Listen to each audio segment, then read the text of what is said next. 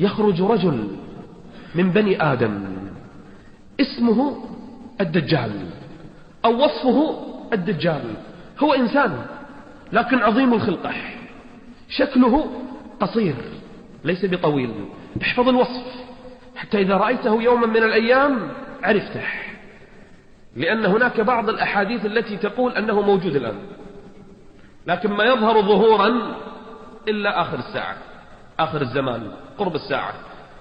فإذا به يخرج شكله عظيم الخلقة قصير من بني آدم، رجل شاب أفحج، يعني بعيد ما بين الرجلين، يمشي ورجلاه بعيدتان. تخيل الشكل الآن. أجل الجبهة، جبهته كبيرة، عريض النحرين، عريض المنكبين، رجل جعد الرأس، سريع، يسير في الأرض كالغيث استقبلته الريح، مثل السحاب يسير في الأرض كلها، لا يدع أرضا ولا مكانا في الأرض إلا وطئها.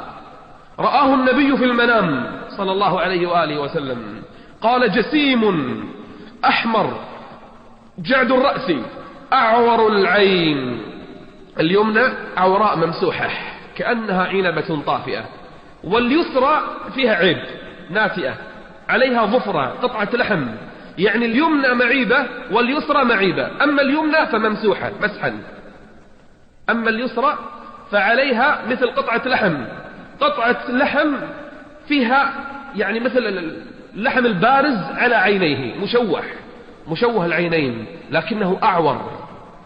قال: كأن عينه عنبة طافئة.